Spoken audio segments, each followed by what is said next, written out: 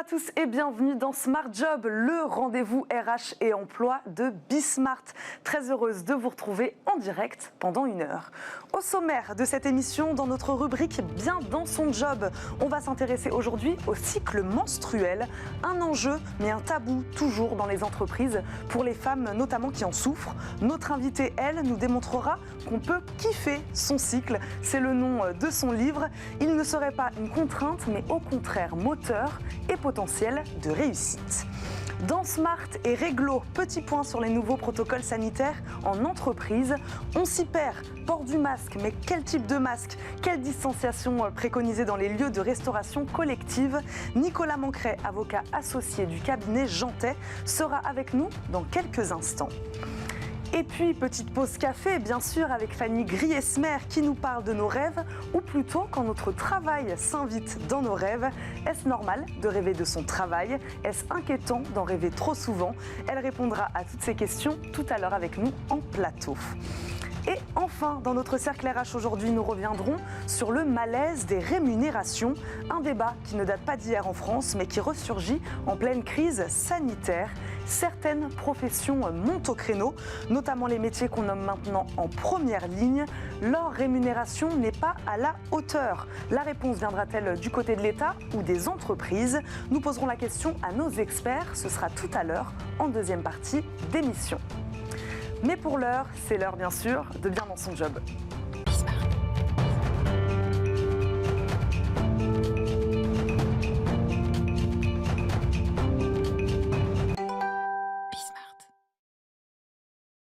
Gaëlle Baldassari est notre invitée, créatrice du mouvement Kiffe ton cycle et auteure du livre du même nom, Je le montre. Bonjour.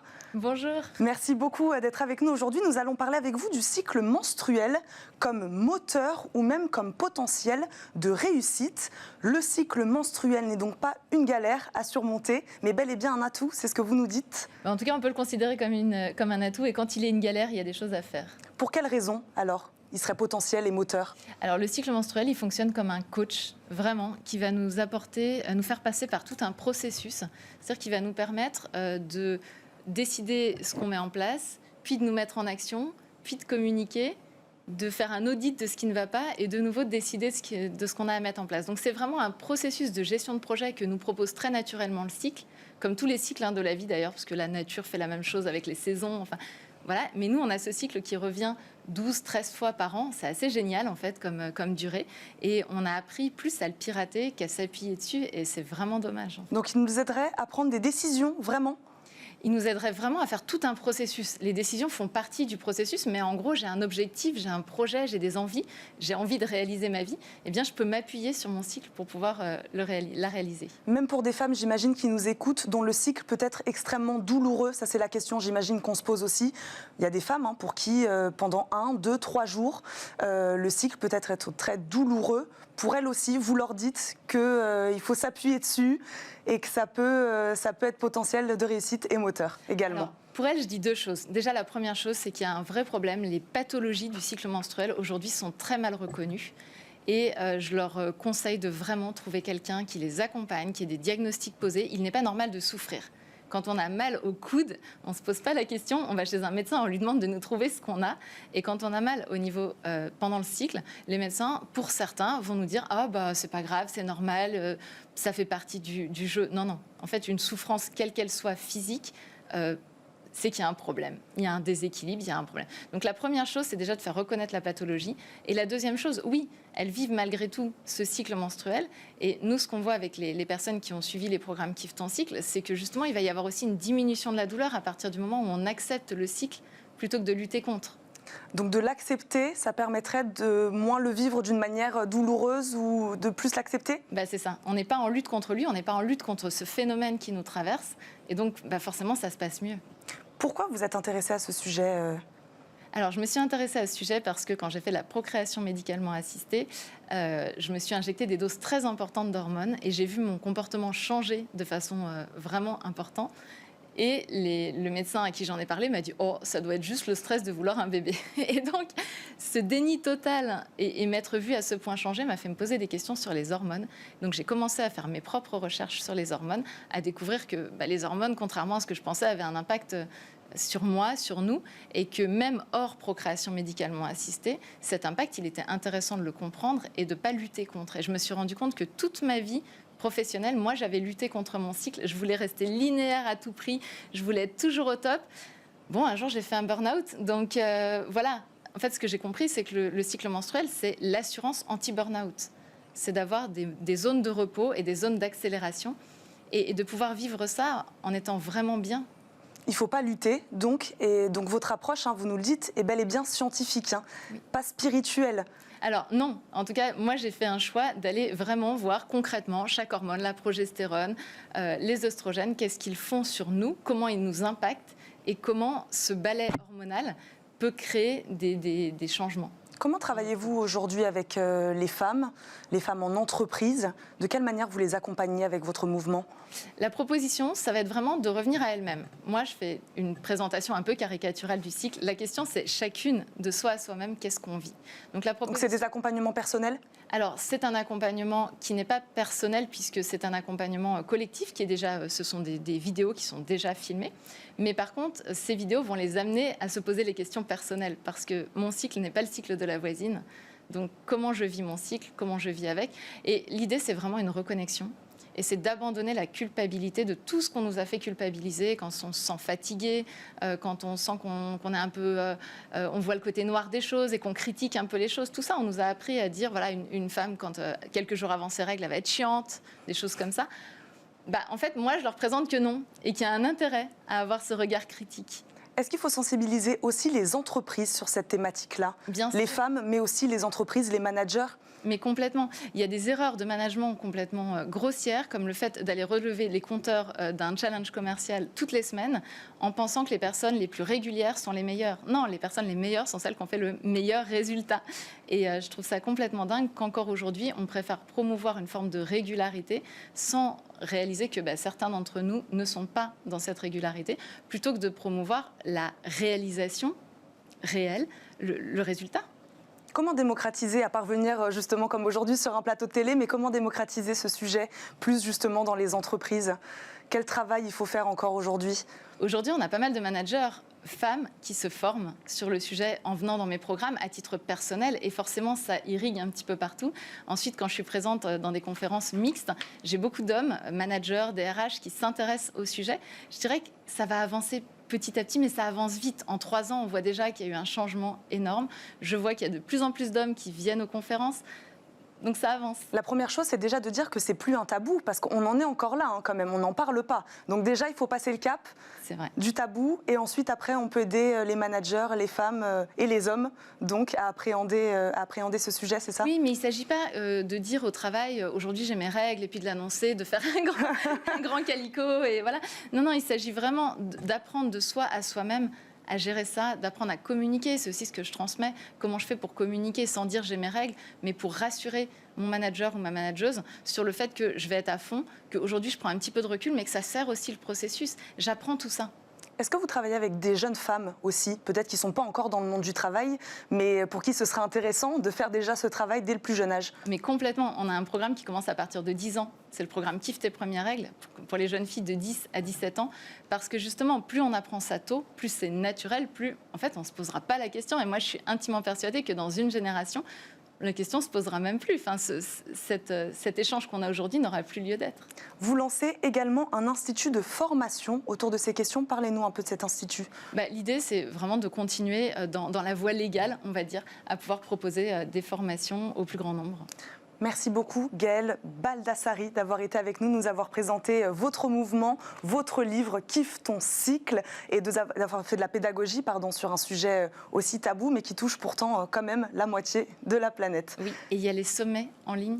Est-ce qu'on a une minute pour en parler ? Bien sûr. On a un sommet en ligne tous les 4 mois. On présente un sujet, un thème en particulier. Et là, celui-ci qui va avoir lieu du 7 au 14 mars sera sur le thème de la contraception. Choisir vraiment sa contraception, avoir toutes les cartes en main. On parle de contraception masculine aussi. On parle de charge mentale de la contraception. Enfin, vraiment. Et ce sommet est gratuit. Donc il suffit d'aller sur le site Kiffe ton cycle et on peut s'inscrire sur ce sommet et c'est en ligne. Kiffe ton cycle. Montrez-nous votre petite mascotte que vous nous avez emmenée aujourd'hui. Merci Voilà, beaucoup. c'est Uti. Merci beaucoup Gaëlle Baldassari d'avoir été avec nous. Tout de suite, c'est notre rubrique Smart et Réglo. Le télétravail et les nouveaux protocoles sanitaires au cœur de notre rubrique Smart et Réglo.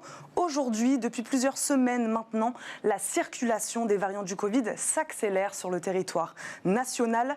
Une situation qui a amené le gouvernement à actualiser le protocole sanitaire à mettre en place dans les entreprises.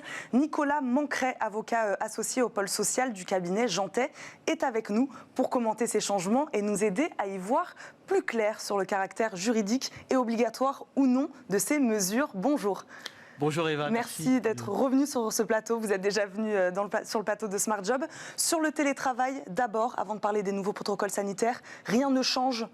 Alors, rien ne change, mais on veut clarifier les choses. Donc, la règle sur le télétravail, la possibilité, si les deux parties sont d'accord, de revenir travailler une journée par semaine en présentiel, mais surtout une indication du gouvernement qui dit attention, il y a du relâchement. On constate que le télétravail est en recul de 15% et donc des contrôles vont avoir lieu prochainement. Les contrôles vont vraiment avoir lieu? Ils vont avoir lieu en fonction des moyens de l'administration pour exercer ces contrôles. C'est ce qu'on se demande. Moi, j'avais envie de vous poser cette question. Combien il y a eu, si on a des chiffres de contrôle dans les entreprises sur ces questions de télétravail depuis le début de la crise, ou en tout cas depuis ces dernières semaines?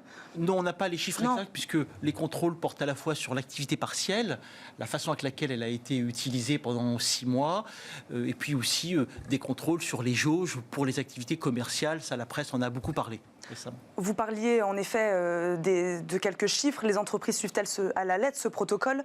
Seuls 30% des salariés ont télétravaillé 5 jours sur 5 en janvier, contre 45% en novembre. Ce sont les résultats d'une enquête Harris Interactive. Donc on voit bien que pourquoi le gouvernement peut-être veut resserrer un peu la vis. Sur le protocole sanitaire maintenant, Nicolas Mancret, il n'est pas modifié sur le principe du port du masque, mais sur le type de masque à porter.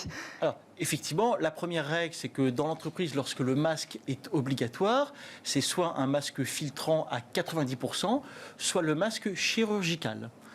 Deuxième règle, là où le port du masque est impossible, par exemple la restauration collective, la règle de distanciation, c'est désormais 2 mètres contre 1 mètre précédemment.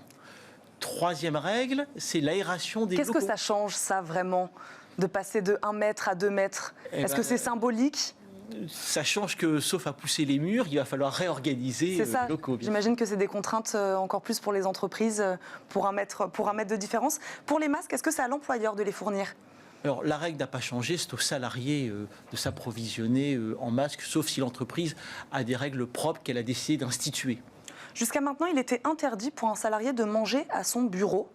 Voilà, on parlait des espaces de restauration collective. Peut-on s'attendre à une évolution sur cette question, Nicolas Mancret? Alors, l'évolution, c'est le nécessaire équilibre entre les règles sanitaires et l'organisation de l'entreprise. Est-ce qu'on peut parler, selon vous, d'évolution significative ou contraignante pour les entreprises ou pas? Non, je ne pense pas qu'on soit dans des règles plus contraignantes, sous réserve du nombre de mètres carrés que l'on vient d'évoquer à l'instant. Le vrai sujet sera plutôt celui du retour progressif dans l'entreprise. Et ça, c'est une question que tout le monde se pose. Est-ce que ce retour progressif sera fait le jour où nous serons tous vaccinés, en tout cas dans un nombre suffisant, ou est-ce qu'il y aura un protocole intermédiaire? Les semaines qui vont venir nous donneront la réponse à cette question. Pour l'instant, on ne voit pas le bout, en tout cas, du télétravail, certainement pas. Peut-être donc un retour une fois par semaine pour les salariés. Dont le gouvernement parle de besoin, dont le salarié a besoin de revenir une fois par semaine. Qu'est-ce que ça veut dire, ça? C'est effectivement la raison d'être de cette règle du retour une fois par semaine, c'est assurer l'équilibre psychique, faire revenir le management, le contact, la relation du travail. C'est avant tout pour cela que le gouvernement a souhaité que le présentiel intervienne une fois par semaine. Merci beaucoup, Nicolas Mancret, d'être venu sur le plateau de Smart Job, comme vous le faites régulièrement d'ailleurs, de nous avoir éclairé sur ces nouveaux protocoles sanitaires et les nouvelles règles concernant le télétravail. Je le rappelle, vous êtes avocat associé au pôle social du cabinet Jantet. C'est maintenant l'heure, comme tous les jours, d'une petite pause café avec Fanny Griesmer. Fanny, ravie de vous retrouver dans notre petite pause café du jour. Bonjour. Vous vous êtes intéressée aujourd'hui aux rêves que l'on peut faire et pas n'importe lesquels, ceux qui ont un lien plus ou moins direct avec notre travail. Vous arrivez au travail, votre patron s'avance vers vous et vous annonce non seulement que vous allez être augmenté, mais qu'il vous offre aussi gracieusement 2 semaines de congés payés pour vous remercier de tous les efforts que vous avez fournis ces derniers mois. Le rêve, n'est-ce pas? Eh bien oui, c'est exactement ça. Dommage pour vous, ce n'est qu'un rêve. Oui, le travail n'occupe pas seulement une bonne partie de nos journées, il s'invite aussi parfois avec nous dans les bras de Morphée, et notamment dans nos rêves, vous savez, ces images étranges, mouvantes, qui surviennent dans les phases de sommeil paradoxal. Donc rêver de son travail, est-ce que c'est normal, Fanny? Alors rêver de ses collègues, de son patron, de son bureau, de sa prochaine réunion, ça n'a absolument rien d'extraordinaire. Nous avons tous retrouvé notre univers professionnel en rêve. Alors généralement, on rêve plutôt quand on est très fatigué ou à l'approche d'une échéance professionnelle qui nous angoisse un petit peu, parce que c'est justement ça. Ces rêves reflètent avec précision, quand on les interprète, ce qui nous a tourmenté pendant la journée. Alors c'est jamais un copier-coller exactement de ce qui vous est arrivé dans la journée. Ce qui est assez dingue avec notre cerveau, c'est qu'il il mélange un petit peu tout, le passé, le présent, le futur. Il s'affranchit aussi de tous les codes, toutes les normes, toutes les barrières que l'on peut se mettre de manière consciente. Donc les cauchemars ne doivent pas vous inquiéter, même s'ils sont plutôt loufoques parfois. Ils ne sont pas du tout négatifs, c'est plutôt un exutoire, pas pour autant prémonitoire, mais en tout cas ça permet de relâcher et d'évacuer toutes les tensions. Mais est-ce que c'est plutôt sain. Bon, mais rêver trop souvent de son travail là, est-ce que c'est grave? Alors grave, peut-être pas. En tout cas, c'est un signal qui doit vous alerter. Plus d'un salarié français sur 2 ferait ainsi des cauchemars à cause de son travail. Des cauchemars qui peuvent être le signe d'une tension importante, surtout quand ces rêves sont beaucoup trop fréquents. C'est aussi peut-être le signe que quelque chose doit changer au travail, que vous devez faire changer les choses. Essayez de passer des rêves de job au job de rêve peut-être, et la reconversion est peut-être pas loin. Donc Fanny, vous vous êtes penchée sur ce qui se cache derrière ces rêves professionnels. Et oui, alors les rêves ne disent jamais les choses au premier degré, fort heureusement parfois. Les interpréter nous permet donc de traduire ces messages que nous envoie notre inconscient et donc de connaître ce qu'il se cache derrière réellement. Un premier rêve qui arrive souvent, celui de la mise en échec. Alors oui, là c'est l'un des plus courants quand les rêves vire au cauchemar, ça arrive effectivement très fréquemment. On se rend au travail et rien ne se passe comme prévu.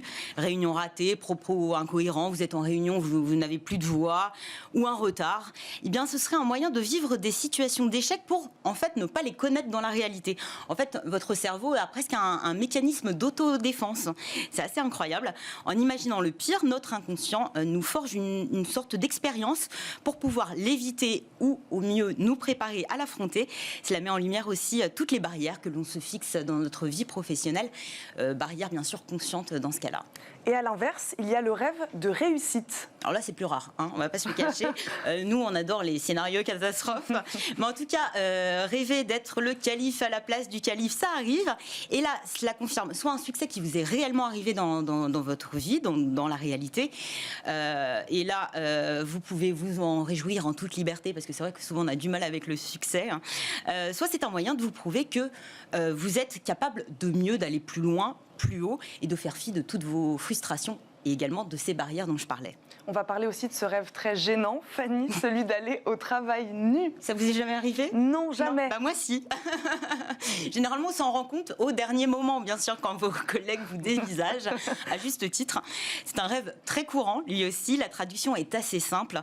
Vous vous êtes peut-être un peu trop mis à nu face peut-être à votre patron, à vos collègues, mais là, au premier sens du terme. C'est-à-dire que vous êtes dévoilé auprès de vos collègues et que vous n'avez pas eu forcément l'accueil que vous attendiez et que vous vous êtes senti jugé. Donc là, peut-être faudrait garder un petit peu votre vie perso pour vous. Et enfin, est-ce que rêver de son patron, c'est normal? On en parle de ça aussi? Ouais, on peut en parler, effectivement. Alors, je ne vais pas vous cacher que j'ai trouvé énormément d'interprétations sur le sujet. C'est pas simple. Il y a autant d'interprétations que de rêves possibles à faire avec son patron ou sa patronne. Dans tout ce que j'ai vu, alors rassurez-vous, cela ne veut absolument pas dire que vous avez une attirance pour elle ou pour lui. Rien à voir avec l'interprétation freudienne du désir refoulé. Alors, j'ai gardé une interprétation, je ne vais pas vous le cacher, qui m'arrange. En tout cas, certains disent que cela signifie que vous vous sentez prêt à embrasser de nouvelles responsabilités et à jouer dans la cour des grands. Donc, en fait, moi, je vous souhaite à tous de rêver de votre patron au final. C'est-à-dire que vous êtes prêt avancer et à prendre de nouvelles responsabilités. Je trouve ça plutôt positif. Merci Fanny de nous avoir parlé de nos rêves. On se retrouve demain bien sûr dans Smart Job pour une nouvelle pause café. On marque tout de suite une courte pause et on se retrouve tout de suite pour notre débat du Cercle RH.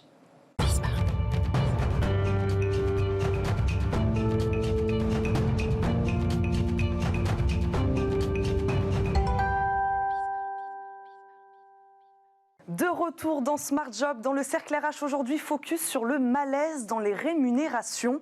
Un débat qui ne date pas d'hier en France, mais de plus en plus de salariés ont le sentiment que leurs rémunérations ne sont pas à la hauteur. Peut-être encore plus d'ailleurs depuis la crise sanitaire. Caissières, infirmières, policiers, enseignants, ouvriers, ces métiers de première ligne montent au créneau. Ils n'ont pas le niveau de rémunération qu'ils méritent. Nous parlerons également bien sûr des écarts de rémunération, notamment entre les hommes et les femmes. Nous accompagne aujourd'hui Bruno Ducoudray, économiste au département analyse et prévision de l'OFCE. Bonjour. Bonjour. Merci d'être avec nous. Et Rodolphe Delacroix, consultant en rémunération et actionnariat salarié, directeur conseil au sein du cabinet RH Alixio et auteur du livre Malaise dans les rémunérations. J'en parlais en préambule aux éditions Maribé. Bonjour également. Bonjour. Merci d'être avec nous. Rodolphe Delacroix, ma première question, est-ce que ce sont les crises qui remettent ce débat sur la table ou à l'inverse, est-ce que c'est la rémunération qui est la cause des crises, comme celle des Gilets jaunes par exemple ? C'est vrai que c'est un sujet qui ne nous quitte pas depuis les Gilets jaunes. Le salarié médian, c'est le salarié qui gagne 1 700 € net par mois. Et il ne s'en sort pas. Ça a été le grand message des Gilets jaunes, mais ça n'a pas arrêté depuis. On a eu le mouvement sur les retraites. Et puis on a eu tout avec le confinement, la prise de conscience que les métiers les plus utiles socialement étaient souvent les moins bien payés. Et maintenant, on se constate que nos chercheurs, compte tenu des niveaux de rémunération, doivent partir aux États-Unis où ils font des prouesses.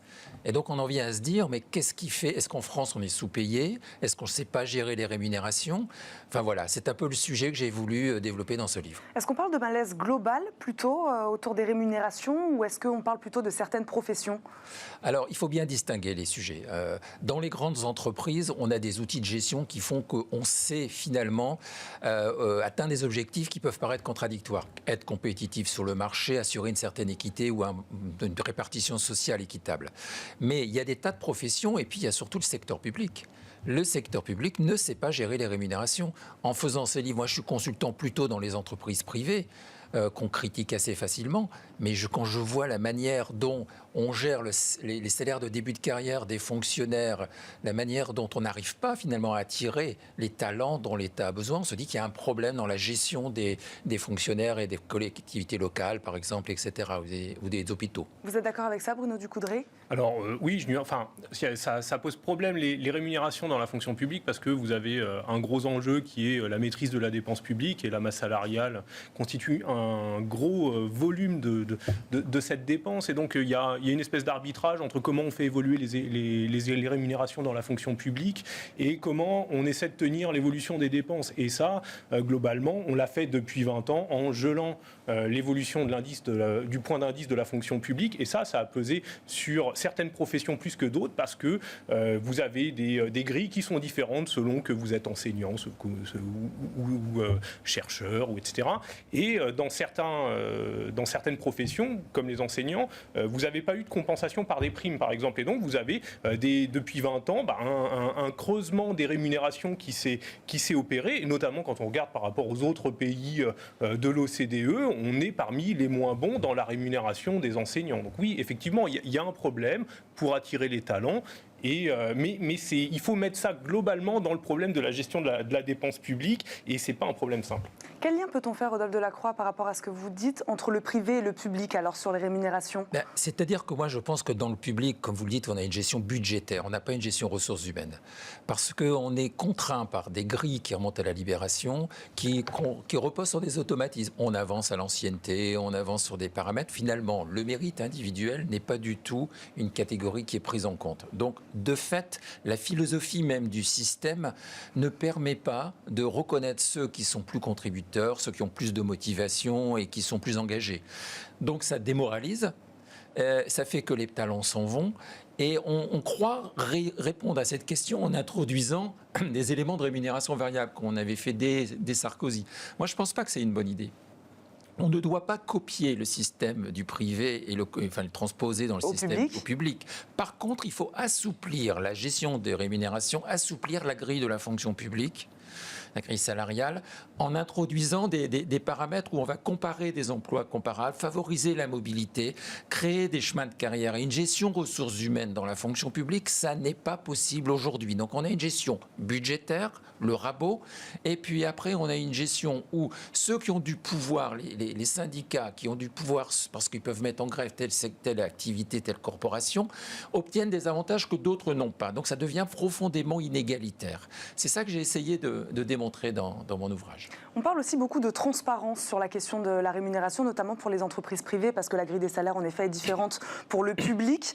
Est-ce que c'est suffisant, cette transparence? On sait qu'aujourd'hui, les entreprises cotées sont obligées de publier ces écarts de rémunération. Ça aide? C'est une solution? Alors, c'est une solution. Est-ce que c'est suffisant? À mon sens, non. Parce qu'il faut bien voir que, notamment quand on regarde les écarts de rémunération hommes-femmes, si on prend les écarts bruts, on est à 25% globalement. Les femmes sont payées 25% de moins que les hommes chaque mois.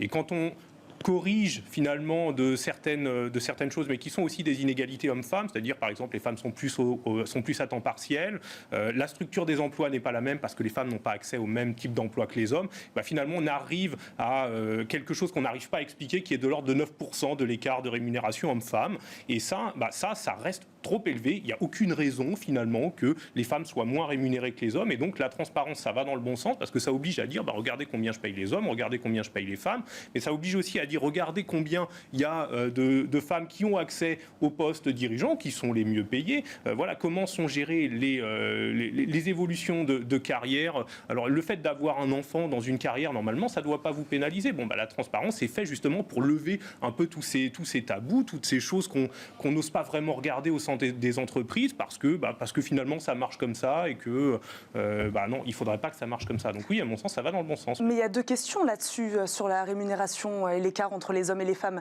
Il y a la question, vous le disiez, du travail précaire. Les femmes sont plus représentées en effet dans ces métiers et ces professions-là. Et puis il y a aussi sur un même poste donné, sur un même poste, la femme va être moins payée. C'est deux sujets différents. Alors c'est deux sujets différents mais qui se cumulent. Donc ça fait deux points négatifs finalement pour la rémunération des femmes. Et ça c'est vraiment important parce que alors on parlait des gilets jaunes. Effectivement on avait vu autour des ronds-points, il y avait beaucoup de mères isolées qui étaient là. Et ces mères isolées, elles sont beaucoup plus à temps partiel, elles ont moins accès aux emplois, elles sont moins bien rémunérées, plus souvent au SMIC. Et aujourd'hui, on se reprend une crise où qu'est-ce qu'on voit? On voit que ça va être les métiers de l'hébergement-restauration, des services au ménage, etc., qui sont beaucoup plus, qui ont des salariés qui sont beaucoup plus à temps partiel, qui sont bien moins rémunérés, qui ont eu des progressions de salaire depuis ces 20 dernières années qui sont plus faibles qu'en moyenne sur l'économie française. Et donc, finalement, on a un peu peur que ce soit les mêmes personnes qui soient touchées. Donc, du coup, il y a un problème, oui. Il y a un problème de précarisation sur certaines professions et sur certains profils de population. Il y a un vrai problème de précarisation. Et je dirais, à l'autre bout de la chaîne, parce que vous en aviez parlé, l'index sur l'égalité femmes-hommes que les entreprises remplissent depuis 2 ans fait apparaître dans son dernier critère, c'est-à-dire les 4 rémunérations les plus importantes sur les 10. Il faudrait qu'il y ait 4 femmes. Il y a 1% des entreprises qui ont rempli ce critère. Et ça veut donc dire... Comment c'est possible, ça? C'est-à-dire que les femmes ne sont pas... on le voit dans les comités exécutifs, là où les niveaux de rémunération sont les plus élevés. Donc en fait, ça renvoie à une question de gestion de carrière.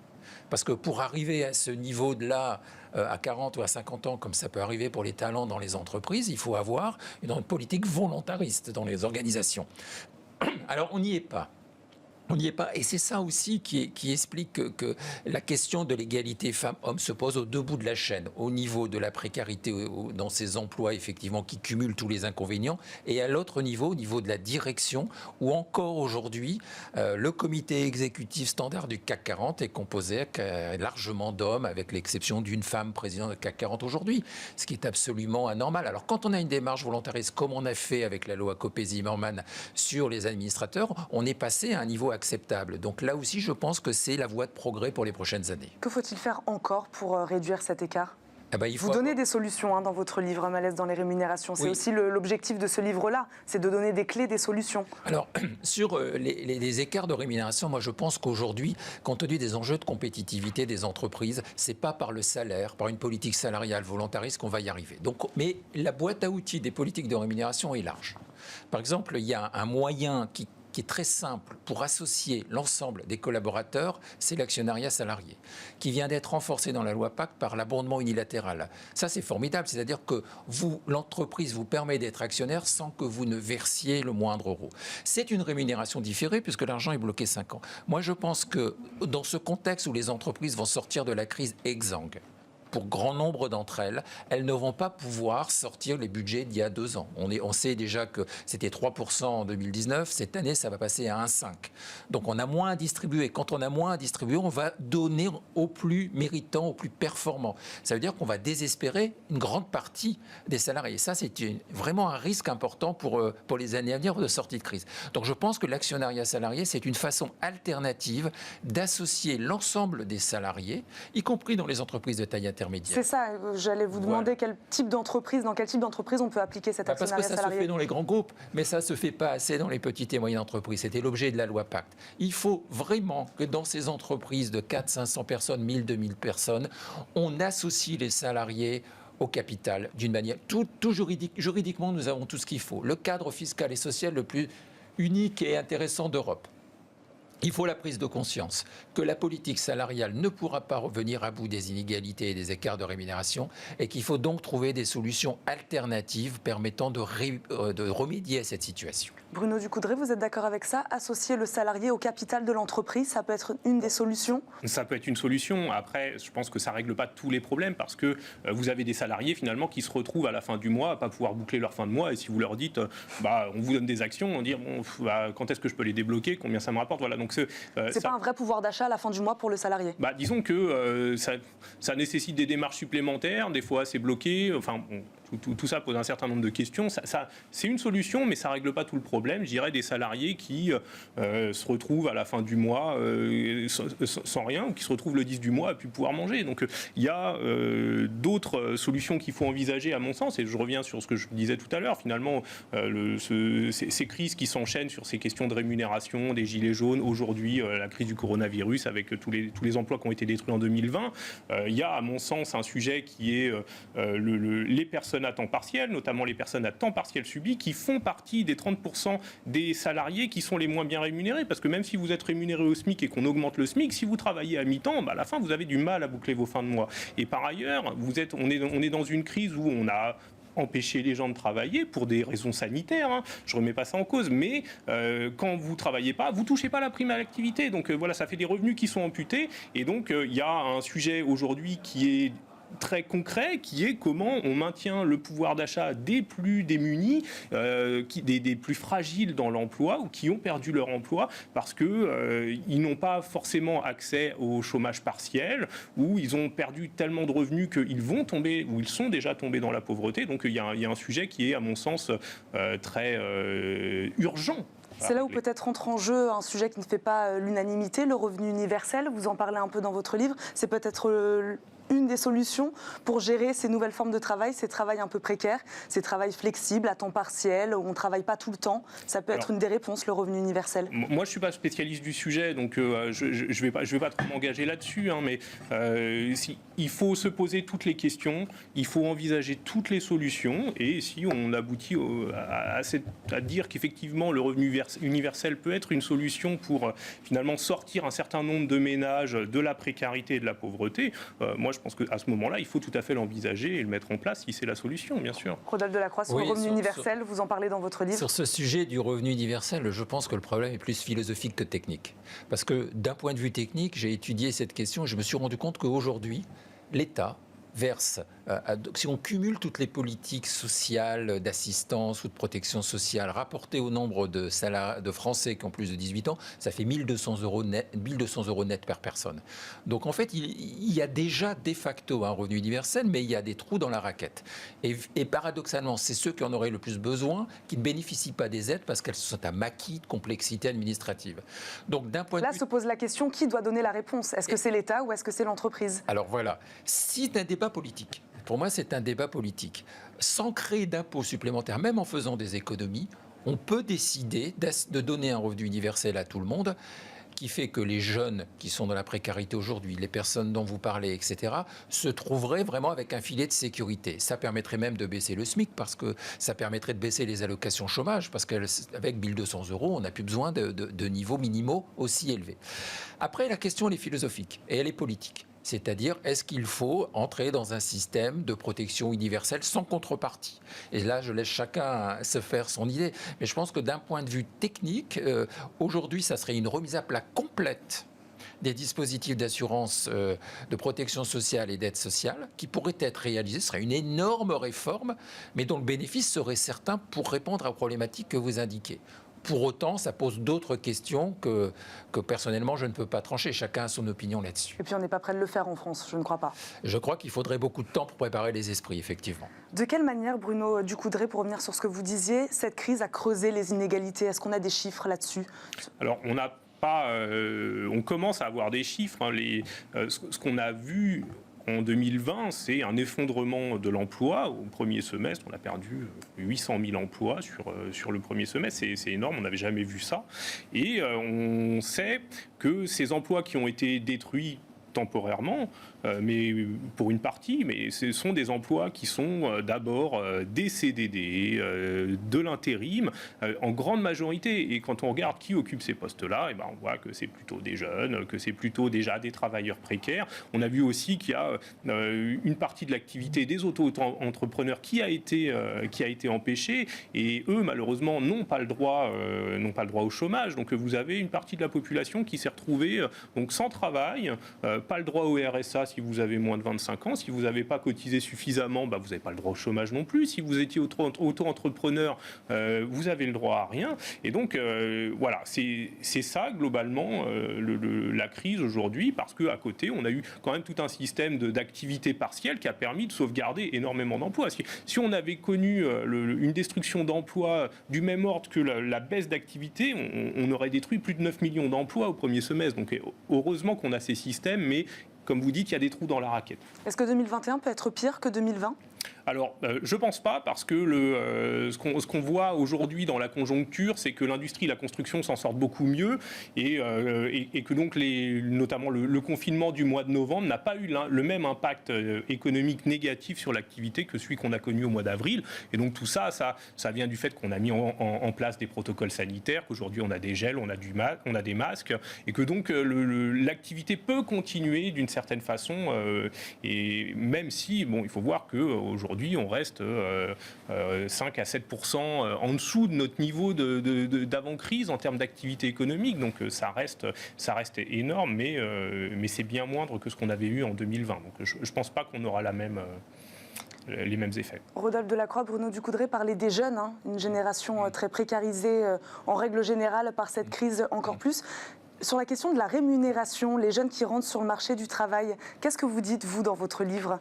Je pense qu'il y a une génération sacrifiée. C'est évident que quand on rentre sur le marché du travail à l'automne 2020, on va le tirer toute sa carrière par rapport à ceux qui sont rentrés sur le marché du travail 2 ans plus tôt. Ça, je pense qu'il y a effectivement, c'est les aléas de la crise, c'est un peu la même chose en 2009. Après, certains individus parviendront à rattraper ce retard initial, mais on va voir par la force des choses des niveaux de salaire d'entrée sur le marché qui vont être moindres, une offre d'emploi qui va être réduite par les entreprises. Alors il y a des mesures du gouvernement pour favoriser l'apprentissage, pour favoriser l'entrée sur le marché du travail qui sont assez bien pensées, mais je pense qu'il faut que les entreprises intègrent le fait que pendant un certain temps, il va falloir faire un effort particulier pour les jeunes. Je crois que c'est tout à fait important, c'est la responsabilité collective. Ça, c'est un problème, Bruno Ducoudray, si on commence à se dire qu'on va payer moins les jeunes quand ils arriveront pour leur premier emploi. Alors oui, et puis enfin, il y a, quand on dit les jeunes, c'est une catégorie un peu fourre-tout. Il y a les jeunes qui sortent des écoles, des études, qui sont qualifiés, qui vont mettre plus de temps à s'insérer sur le marché du travail du fait de la crise, mais qui certainement pourront rattraper, comme vous dites, la perte en début de carrière. Et puis, vous avez les jeunes qui sortent sans qualification, sans diplôme, avec des diplômes pas suffisants, finalement, pour s'insérer facilement, déjà en temps normal, sur le marché du travail. Ils mettent plus de temps à trouver du travail. Et puis, là, avec la crise, avec tous les secteurs qui se ferment, qui sont fermés et qui, généralement, sont plutôt des secteurs où on va plus les embaucher et ça permet de mettre un premier pied dans le monde du travail, là, ils vont se retrouver ce qu'on appelle des NEET, c'est-à-dire des inactifs, ni en formation, ni en emploi, ni en recherche d'emploi. Et donc ça, finalement, effectivement, il va falloir les aider. Il y a un problème de décalage entre l'offre et la demande aujourd'hui sur certains secteurs. Il y a des secteurs qui cherchent à recruter, mais qui n'ont pas la main-d'œuvre adéquate. Alors, il y a effectivement, il y a deux questions qui sont autour de ça. C'est les secteurs qui cherchent à recruter des jeunes très qualifiés, qui sortent des écoles. Et puis, là, du coup, c'est pas vraiment un problème pour les jeunes parce qu'ils vont trouver des emplois, peut-être moins bien rémunérés qu'avant la crise, mais ils vont trouver. Et puis, il y a les difficultés de recrutement dans des secteurs où on cherche de la main-d'œuvre prête à travailler la nuit, le week-end, des travaux saisonniers. Et là, les difficultés de recrutement sont plus le fait que les postes qui sont proposés ne sont pas de très bonne qualité, ne sont pas bien rémunérés, et qu'effectivement, quand vous voulez attirer de la main-d'œuvre, il faut finalement être capable un peu de la fidéliser, et pour ça, il faut aussi pouvoir améliorer un peu les conditions de travail par rapport à ce qui est proposé. Et donc, c'est un peu difficile de faire la part des choses entre les deux, mais quand on regarde les enquêtes que fait Pôle emploi, etc., donc on a bien des typologies de postes assez précises, et on voit bien que finalement, ce qui pose problème, c'est la formation, pour former mieux les jeunes, pour qu'ils puissent aller vers les secteurs en tension, qui recrutent des personnels qualifiés. L'orientation, donc d'abord avant la formation. Une question d'orientation et de formation. Et puis, il y a une question d'attractivité des jobs qui, finalement, devraient être payés plus. Alors on dit oui, le SMIC est trop élevé, il y a un coût de la main-d'œuvre en France, et tout ça est compensé par des baisses de cotisations. Vous payez quasiment aucune cotisation aujourd'hui lorsque vous embauchez un salarié au SMIC. Donc il faut quand même relativiser. Je pense qu'on peut faire mieux, on peut améliorer la qualité des emplois, on peut essayer d'attirer de la main-d'œuvre parce qu'effectivement, il y a des gens qui cherchent du travail. Rodolphe Delacroix, il y a un lien en effet entre rémunération et puis recrutement, secteur qui recrute ou non. Il est évident que la rémunération et le facteur, c'est la rencontre de l'offre et de la demande des compétences. Et c'est le prix, finalement, le prix du marché. Alors, dans les grandes entreprises, quand on cherche des emplois assez qualifiés, d'ingénieurs, de futurs dirigeants, on fait des enquêtes de salaire, on a des moyens statistiques pour pouvoir positionner un emploi par rapport à la médiane du marché. Bon, pour des emplois moins qualifiés, effectivement, c'est beaucoup plus aléatoire.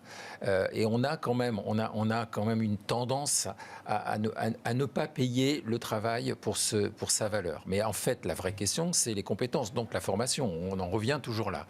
Je reviens sur un point également qui est important. Pour moi, le vrai enjeu d'un futur débat politique en 2022, c'est le statut des indépendants.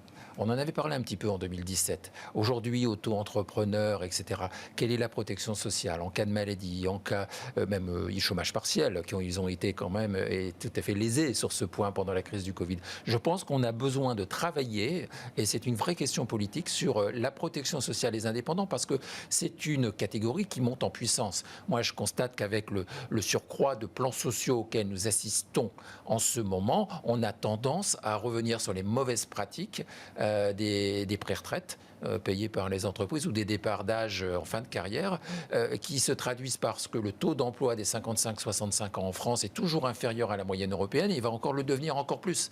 Donc il ne faut pas revenir dans nos errances, dans nos mauvais travers. Et donc, il faut vraiment... Il faut inciter à ces nouvelles formes de travail, mais il faut les aider. Voilà, et c'est un phénomène assez récent pour le côté massif qu'il représente. Pour autant, il n'y a pas la protection sociale, notamment pour les seniors en fin de carrière. Enfin, si les seniors sont relativement protégés parce qu'ils peuvent jouer avec Pôle emploi jusqu'à l'arrivée en retraite, mais il faut qu'on arrive à trouver un statut de l'indépendant qui soit digne parce que le salarié, quand même, il est protégé. On ne peut pas dire le contraire. Donc voilà une vraie question.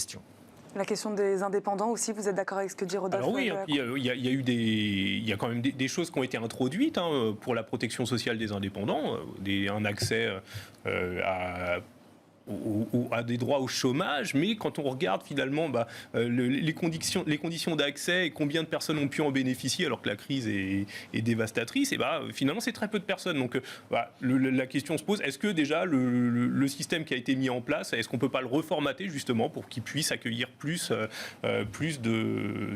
d'indépendants qui auraient des chutes d'activité durables et qui voudraient se reconvertir ou dont l'activité... Rodolphe Delacroix dit que c'est une tendance qui est montante, la création de son entreprise. Avec cette crise, on peut s'attendre à une baisse peut-être? Quand on a vu que les auto-entrepreneurs n'étaient pas vraiment aidés, est-ce que ça peut freiner? Est-ce que ça peut faire peur? Parce que je crois que c'est structurel. Les entreprises vont être obligées de faire des choix et de rationaliser l'emploi. Il y a quand même beaucoup d'entreprises qui font des plans sociaux en ce moment. Et donc, on va revenir à une situation où beaucoup de salariés vont devenir indépendants par la force des choses, à cause de l'âge ou de choix.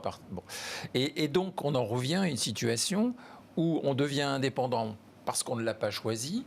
Bon, on peut trouver un projet, mais finalement, on tient un an et on se retrouve dans une certaine forme de précarité. Donc, il faut réfléchir à ce que ça veut dire durablement inciter ces nouvelles entreprises pour permettre un revenu régulier et qui fasse qu'on ne se trouve pas dans une situation quand même relativement négative et précaire. En tout cas, on l'aura compris, de nombreux défis attendent le marché du travail ces 2 prochaines années. Merci beaucoup Bruno Ducoudray et Rodolphe Delacroix d'être venus sur notre plateau. Je rappelle votre livre « Malaise dans les rémunérations » aux éditions Maribé. Et comme tous les jours, on termine cette émission avec Fenêtre sur emploi. Avec le groupe Belvedia, préservons les ressources de demain.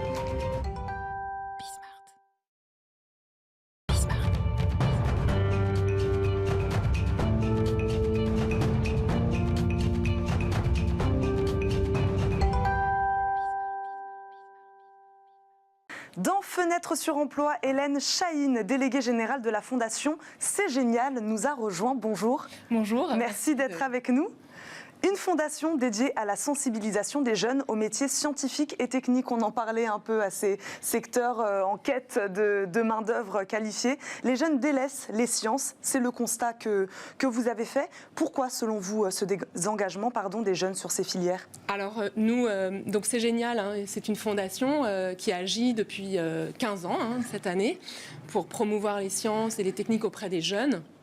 Et ce sont des entreprises industrielles et technologiques qui se sont engagées pour justement faire connaître leur métier, promouvoir les métiers, parce qu'elles ont fait ce constat de peut-être un moindre intérêt. Et ce constat, il est aussi très fort auprès des filles.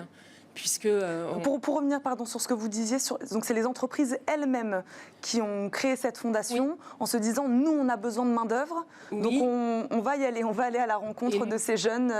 C'est ça, on veut faire connaître nos métiers, on ne sait pas comment le faire, donc elles se sont réunies autour de la marque, on peut dire comme ça, de C'est Génial, pour aller au contact des jeunes et notamment dans les collèges et les lycées, puisque la proposition est de travailler dès le début de l'orientation, dès le collège, pour aussi faire tomber des préjugés, donner une autre image de l'industrie, une autre image de la technologie et une autre image des métiers. Vous parlez de l'industrie, sur quel type de métier on parle?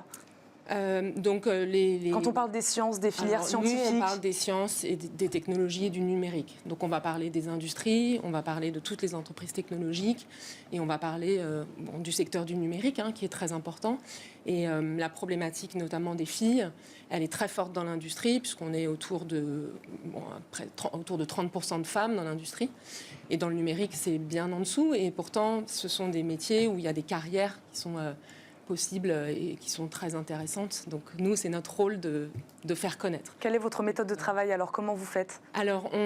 Comment vous travaillez avec les établissements scolaires? Si vous travaillez le plus jeune âge, j'imagine que vous travaillez de pair avec les écoles, les collèges, les lycées. Donc on a un accord avec l'Éducation nationale, un accord cadre au niveau ministériel, qui ensuite se décline avec des accords avec les rectorats. Et ensuite, on a évidemment une communauté d'enseignants qui sont déjà engagés. Mais vraiment, l'ADN de ce qu'on fait, c'est de la rencontre. Et dans chaque rencontre, il y a un échange, un moment pour faire connaissance. Et chaque participant y trouve de la satisfaction. Donc des rencontres, concrètement, c'est des visites pour les professeurs pour pouvoir mieux comprendre l'entreprise, mieux comprendre les métiers. Les entreprises ont beaucoup changé, l'usine a beaucoup évolué et les enseignants ne le savent pas. Et puis l'autre type de rencontres sont des rencontres dans les classes. Donc des collaborateurs des entreprises viennent en classe, parlent de leur métier, répondent à des questions. Les jeunes ont vraiment besoin d'être au contact. Une fiche métier, c'est formidable, mais la vraie vie, des parcours qui ne sont pas toujours linéaires, qui sont des exemples pour les jeunes, c'est beaucoup plus parlant que simplement une lecture. La rencontre, j'imagine qu'elle a dû être difficile en cette année 2020 où tout le monde était confiné. Comment vous avez fait ? Elle est difficile. Elle est difficile, donc on a fait beaucoup de choses évidemment à distance. Alors, le lien, évidemment, est différent, ça ne passe pas de la même façon. Mais en tout cas, on a fait beaucoup de formats de webinaires et des rencontres à distance. Donc ça fonctionne aussi et ça apporte beaucoup de satisfaction aussi aux uns et aux autres. Rodolphe Delacroix, j'ai envie de vous faire réagir sur cette initiative. On voit bien qu'il y a un problème d'orientation aujourd'hui en France. Absolument. Et moi, j'ai toujours pensé que dans le domaine de l'industrie et de la tech, c'était un peu trop masculin. et je pense que c'est vraiment faire œuvre utile de susciter des vocations très, très jeunes à l'école pour que des jeunes femmes s'orientent vers des métiers auxquels elles ne se destinent pas naturellement. Et je dirais même de moins en moins, presque régresser sur ce sujet. Et moi, je pense que ça apporterait un regard un peu renouvelé sur la manière de gérer ces emplois, ces secteurs d'activité et le monde de la technologie qui régit nos vies de plus en plus. Je trouve quand même, il a tendance à être binaire. C'est peut-être la définition même de l'informatique, 0,1, 0,1, 0,1, mais la vie est plus complexe. Et je pense que c'est vraiment très important ce que vous tentez. Comment vous les aidez, ces filles, à passer ce cap ? Parce qu'il y a presque un cap psychologique aussi. On voit bien s'il y a autant d'écarts et qu'elles sont aussi peu représentées dans ces filières-là, c'est bien qu'elles se disent qu'elles ne peuvent pas ou que c'est pas pour elles. Il y a un cap psychologique. Il y a plein de raisons. Il y a plein de raisons, mais effectivement, en tout cas, nous, ce qu'on voit, ce qu'on essaye de faire, c'est vraiment de faire intervenir notamment des femmes qui sont comme des rôles modèles. Alors, un rôle modèle, c'est pas une femme qui a un parcours absolument sans faute et exemplaire qui peut mettre un peu de distance. C'est des femmes qui sont épanouies dans leur travail et qui ont fait un parcours accessible. Donc c'est à travers ça, à travers le témoignage, qu'on fait tomber des préjugés, peut-être un manque de confiance ou plein de raisons qui sont amenées par la société ou par de l'autocensure. Enfin, voilà. Donc ce que vous dites est très important. Il y a vraiment un enjeu aujourd'hui de recrutement, puisque la difficulté à recruter a augmenté ces dernières années. Et puis, il y a des enjeux très importants liés à l'écologie, liés à la transformation numérique. Et nous, le message qu'on veut faire passer, c'est qu'il y a des métiers intéressants et on a besoin de jeunes engagés, éclairés aussi, qui peuvent agir et se poser des questions et faire avancer la société et les entreprises demain. Donc il faut agir maintenant. Donc on a créé une plateforme qui permet de faciliter la relation, qui s'appelle C'est Génial Connect, et qui a vraiment pour objectif de faire en sorte que partout en France, un enseignant qui veut faire intervenir quelqu'un dans sa classe peut le faire facilement et de faciliter ça pour vraiment engager les uns et les autres. Et les collaborateurs des entreprises qui s'engagent, c'est vraiment aussi très valorisant pour eux. Donc il y a aussi une action RH dans ce qu'on fait. Vous trouvez que l'État joue bien son rôle là-dessus ? Le rôle d'aider à l'orientation des jeunes sur des filières qui sont peut-être en pénurie de... En tout cas, au niveau de l'éducation nationale, il y a ce qu'on appelle le parcours à venir. Il y a eu un déclic. Il y a des programmes, en fait, des heures qui sont dédiées pour l'orientation. Donc ça, c'est acquis. Néanmoins, pour un enseignant, s'il souhaite faire une semaine de l'orientation, s'il souhaite faire intervenir des professionnels dans sa classe, c'est pas évident pour lui Donc nous, on est là pour faciliter les choses et les accompagner, les aider à ça. Combien d'élèves aujourd'hui sont bénéficiaires de C'est Génial ? Alors, environ 20 000 élèves pour les rencontres. Un peu moins de 5 000 enseignants sont actifs chaque année. Mais notre objectif, c'est vraiment de... Vous avez quoi comme objectif ? On veut arriver à 50 000 élèves d'ici 2 ou 3 ans. Alors c'est sûr qu'en ce moment, c'est moins facile, mais on est engagé et motivé pour ça. Merci beaucoup Hélène Chahine, déléguée générale de la Fondation. C'est génial d'avoir été avec nous en plateau, de nous avoir nous aussi sensibilisés aux métiers scientifiques et techniques. Merci beaucoup. Merci beaucoup. Merci beaucoup Rodolphe Delacroix, je vous redis au revoir et je remontre votre livre Malaise dans les rémunérations. Merci d'avoir été avec nous jusqu'à la fin de cette émission. C'est déjà la fin, vous l'aurez compris, de votre émission Smart Job. Merci à tous de nous avoir suivis. Merci à toute l'équipe technique qui est derrière. Merci à Fanny Griesmer, chroniqueuse que vous avez vue tout à l'heure mais qui est aussi productrice de cette émission. Demain, vous retrouverez bien sûr Arnaud Ardouin à la présentation de ce rendez-vous. Moi, je vous souhaite une très bonne journée et je vous dis à très vite sur Bismart.